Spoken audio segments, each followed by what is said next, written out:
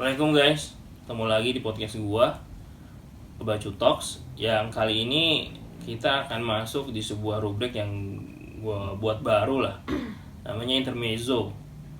Sini gua akan ngebahas isu-isu yang lagi happening, baik di media cetak maupun media online. Nah, salah satu isu yang lagi pengen gue bahas nih, yang gue pikir ini lagi happening banget dan jadi attention buat para anak-anak muda, terutama para milenial ya, yaitu child free bro. Lu tahu kan child free kan? Gak mau punya anak. Nah, pas banget saat ini gue lagi bersama seorang ibu muda yang dia umurnya baru sekitar 25 tahun, tapi udah punya 2 anak. Yang pastinya dia udah ngerasain dong susah senang gimana rasanya punya anak. Ini dia. Hai, ya gue Farha. Gue hari ini sama Bazam pengen bahas isu yang lagi happening banget sekarang. Gimana bang? Bah, ini kan apa ya? Ya child free ini saat ini ya lagi ya pro kontra lah. Karena ada salah seorang selebritis ya yang ketika diwawancara dia ngomong. Bukan selebriti sih, public figure. Public figure, oke. Public figure yang dia lagi diwawancara, terus dia ya mengutarakan opininya lah. Dan gue pikir ya itu sah-sah aja sih, ya itu pilihannya dia lah, oke lah gitu ya. Tapi sah-sah juga dong kalau misalnya kita ngebahas pemikiran kita, ya nggak sih? Freedom of speech ya kan? Iyalah, freedom of speech. Dan gue pengen tahu nih, sebenarnya pendapat lu sendiri tentang child free itu gimana sih, Bah? Dan lu sendiri sebenarnya kan itu dengan lu udah punya 2 anak, lu itu sebenarnya udah menegasikan child free itu sendiri buat lu gitu. Karena lu udah punya anak dan gue sendiri juga udah punya anak. Otomatis ya child free ya out of our mind lah gitu. Nah, kalau dari lu sendiri gimana pendapat lu? Ya, kalau menurut gue sebenarnya ini yang menurut lu jadi masalah child free-nya apa sih? Kenapa kita sampai bahas? Oke, karena apa ya? Kalau dari child free-nya sendiri kan sebenarnya tuh bukan sesuatu yang lumrah ya di budaya kita ya, di Indonesia, budaya ketimuran yang kalau kalau dari dulu kita dengar banyak anak banyak rezeki gitu ya. Walaupun gue sendiri agak mengkritisi itu gitu.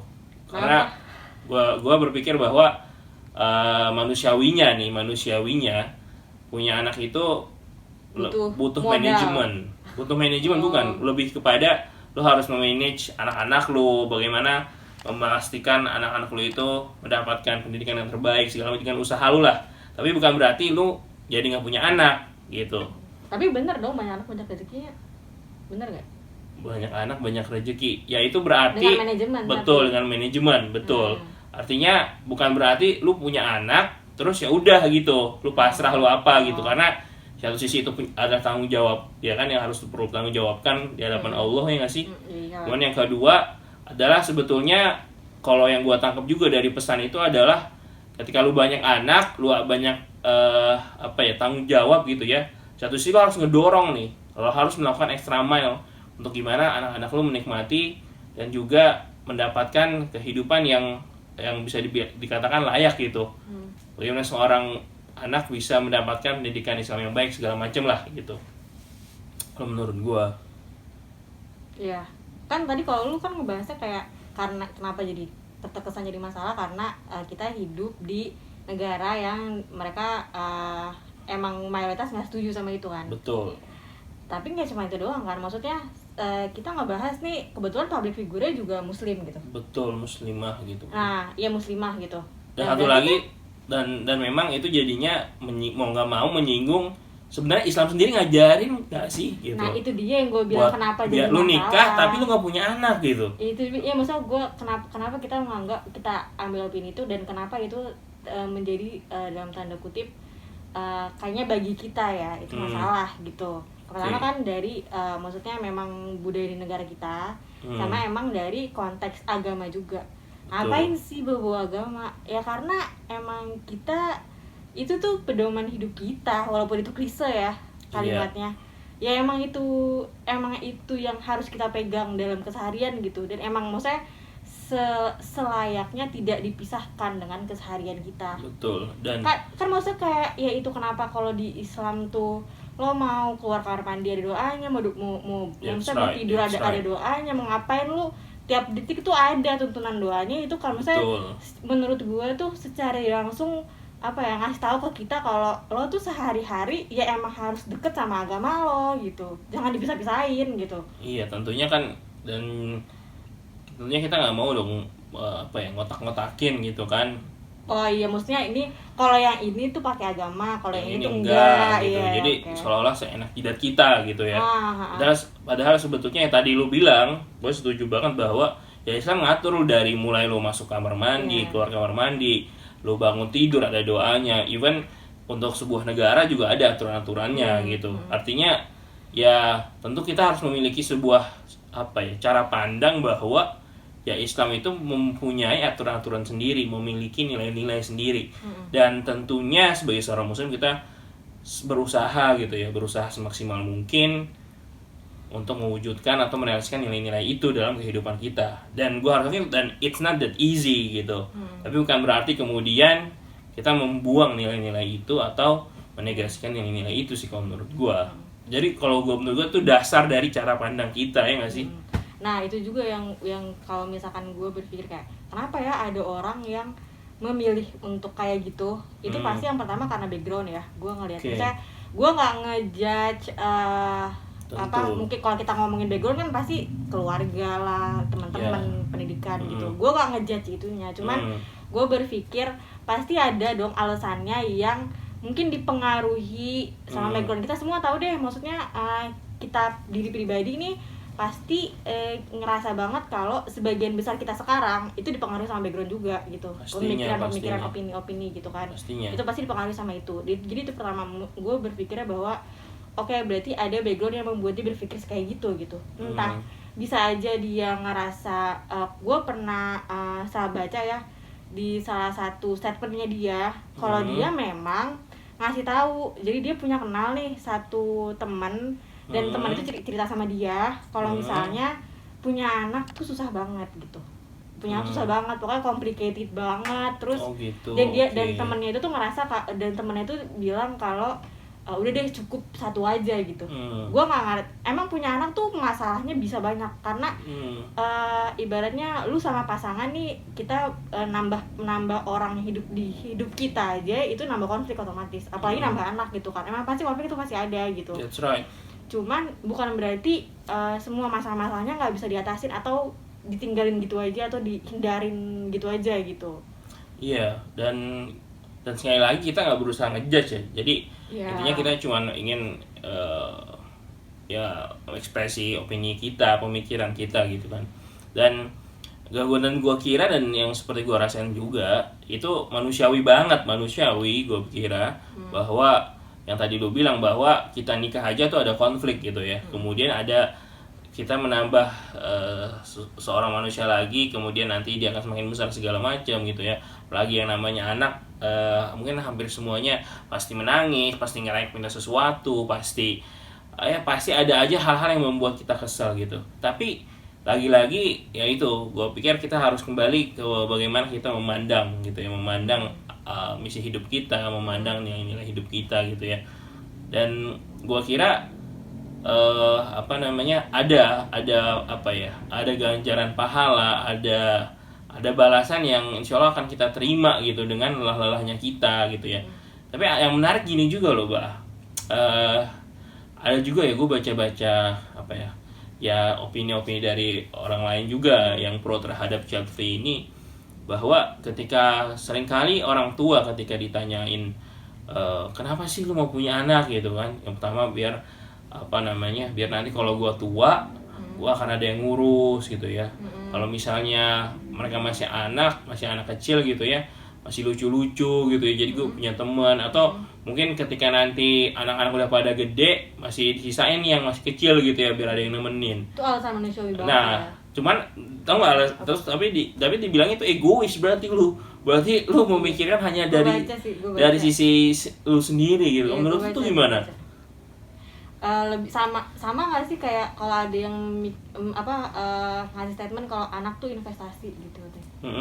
Ya bisa juga ya, Ya intinya itu setipe kan ya, iya setipe. Nah kalau gue tuh mikirnya ya, ada yang gak setujunya itu karena menganggap investasinya itu dalam hal uang ya. Maksudnya jadi kalau misalkan ntar dia punya anak banyak, terus anak udah gede-gede, terus anaknya kerja udah menghasilkan uang kan, dia bakal dapat setoran anak kayak gitu. Kayak gitu. Gue pribadi sih gak berpikiran seperti itu ya ketika gue punya anak gitu. Cuman ya gue berpikir ya sah-sah aja kalau misalnya memang ada orang tua yang kayak gitu. Gue pribadi mikir anak tetap investasi, tapi investasi dalam pandangan gue adalah lebih ke akhirat sih gitu. Jadi lebih ke akhirat, maksudnya kayak kalau gue mikirnya gimana bikin anak gue pokoknya sesoleh dan sesolehah itu supaya nanti ketika gue udah nggak ada di dunia, investasinya adalah dari doa-doanya mereka, dari sedekah yang mereka atas namakan gue gitu ketika gue nggak ada gitu. Terus pokoknya ibadah-ibadah mereka yang mereka niatkan untuk gua gitu. Dan tapi otomatis ketika gua berpikir mereka ada investasi akhirat gua, otomatis pasti kalau gua mikir udah investasi akhirat, dunianya juga bakal ke bawah gitu. Maksudnya ketika gua berpikir gua pokoknya mau bikin anak gua soleh-solehah supaya nanti kalau misalkan gue mati mereka bisa doain gue, misalkan singkatnya gitu. Otomatis anak yang soleh-solehah kan pasti dalam konteks dunianya mereka juga akan berbakti sama gue. Betul. Ya kan? Maksudnya berbuat baik sama gue. Masalah masalah mereka mau ngasih gue apa ya itu terserah gitu. Cuman kalau kita mikir logikanya gitu, anak yang baik otomatis bakal ngasih banyak sama orang tua juga gitu kan. Itu konteks dunianya gitu kan. Yes. Tapi gitu. Nah kalau menurut gue sendiri, orang yang ngomong itu pertanyaannya harus dibalikin juga sih, dia udah punya anak apa belum ya? Karena begini, kalau menurut gua, ketika dia belum punya anak, kemudian dia bilang itu adalah sesuatu yang egois gitu ya. Ketika lu punya anak, kemudian mengharapkan hal-hal tadi yang ingin dijaga, ketika sudah tua gitu ya, kemudian nanti ada yang nemenin segala macam. Tapi dia lupa gitu. Kalau menurut gua, orang yang bilang kayak gitu, gua pikir harusnya dia tidak memiliki kapasitas untuk berkata seperti itu. Kenapa? Terutama bagi yang nggak punya anak ya, belum punya anak gitu ya. Karena apa? Karena gini, ketika lu udah tua nanti, kemudian lu punya anak gitu ya, dan anak lu itu menjaga lu, berbakti sama lu, it's not that easy untuk ngebentuk anak seperti itu, ya nggak sih? Apalagi di zaman sekarang gitu. Artinya apa? Artinya ada tuh kelelahan, ada keletihan, ada mungkin amarah-amarah yang bisa jadi dia sudah kelola sedemikian tahun gitu ya, sehingga dia bersabar gitu ya, kemudian dia menahan amarahnya, menahan egonya untuk mendidik anak ini kemudian menjadi seorang berbuat baik. Artinya ada proses di situ, dan proses itu hanya dimiliki orang yang sudah memiliki anak. Iya gitu, artinya nggak ujuk-ujuk ujuk-ujuk gitu ya, kita berharap aja gitu tapi dia, kita nggak ngedidik dia yang baik gitu. Iya, artinya proses itu ada gitu, proses letih-letih itu pasti ada, proses menahan amarah itu pasti ada, proses lu berdoa setiap hari untuk anak itu untuk kemudian menjadi seorang anak yang berbakti sama lu gitu ya, itu pasti ada. Artinya dia bukan sesuatu yang instan tahu-tahu jadi berbakti. Artinya itu kan suatu proses yang tentunya dengan izin Allah sehingga anak itu jadi berbakti, dan gue pikir itu ya itulah balasannya gitu loh. Dan ini sih di Islam tuh memang ada anjuran, kewajiban lah ya seorang anak untuk berbuat baik sama orang tuanya. Betul. Ngurusin orang tuanya, berbakti sama orang tuanya. Betul. Gitu, apalagi di saat orang tuanya dalam usia senja.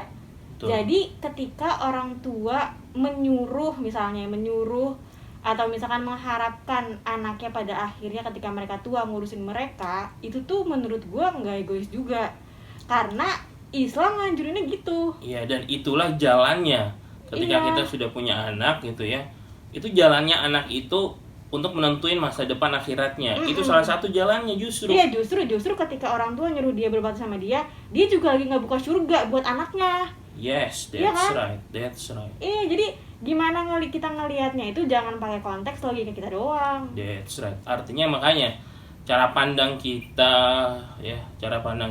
tentu sebagai seorang manusia ya, tentu ada hal-hal yang manusiawi, tapi at the end kan kita juga sama-sama mengetahui bahwa ya ini klise gitu, tapi ya ini kebenaran gitu, bahwa ya klise, kita hanya bener. sementara di sini, kemudian kita punya kehidupan yang abadi yang bukan di sini gitu kan, dan bagaimana kita mempersiapkan bekal secukup-cukupnya, sebaik-baiknya untuk kehidupan yang abadi itu, which is akhirat kan gitu.